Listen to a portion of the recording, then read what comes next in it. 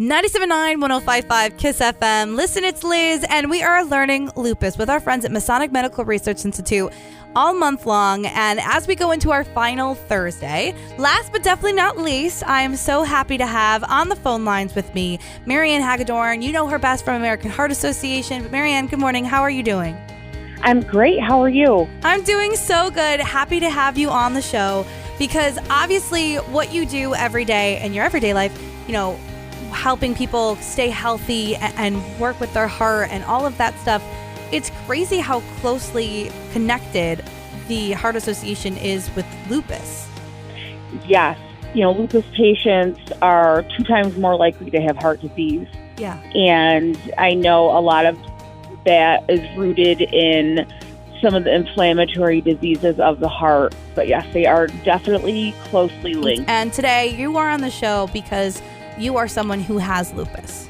Correct. And when did that start for you? When did you officially get, I guess, diagnosed with it? It took me about 7 years to get the actual diagnosis. Yeah.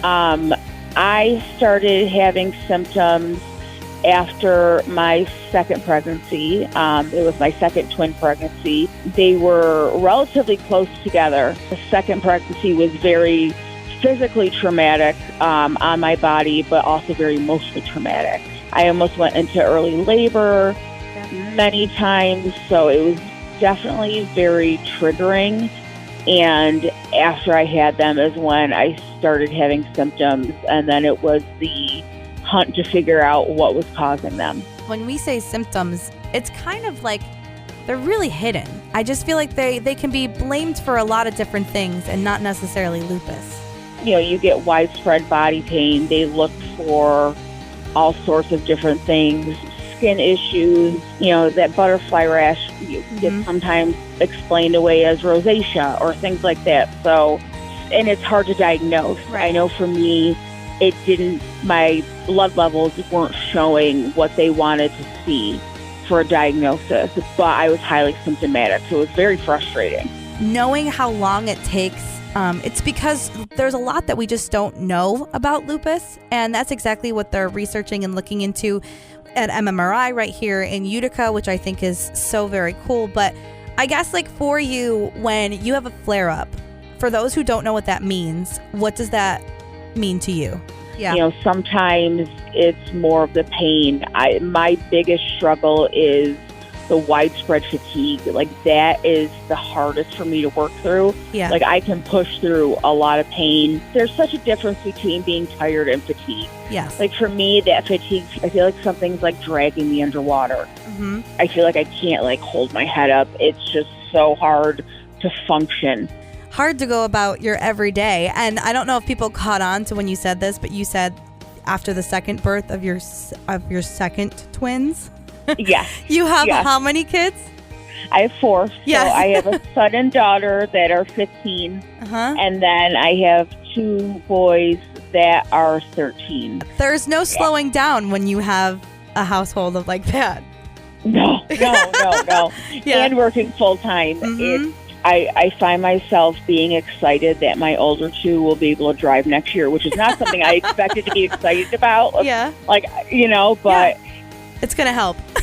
Right. You truly can't slow down, even though lupus is going to try hard.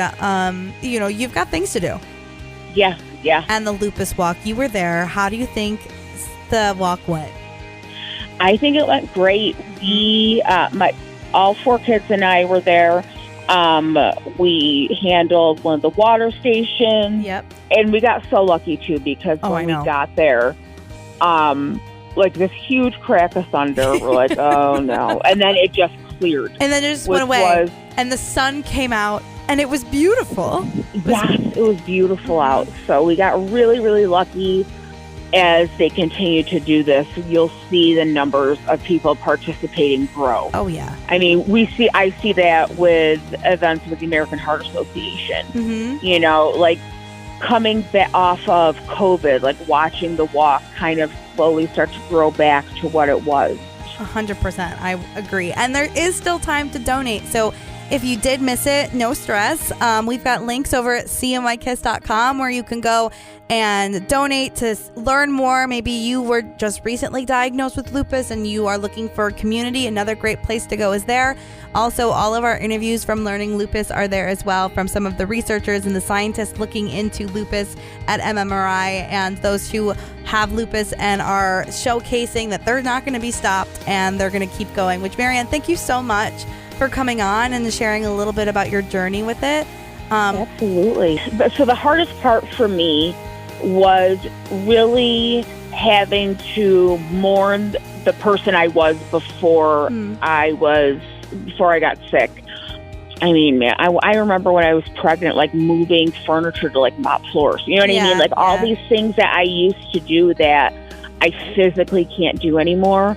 I think, you know, especially if someone is newly diagnosed, like taking the time to really work through those feelings, because I think that if you don't, it can really lead to like a depression that's hard to get out of.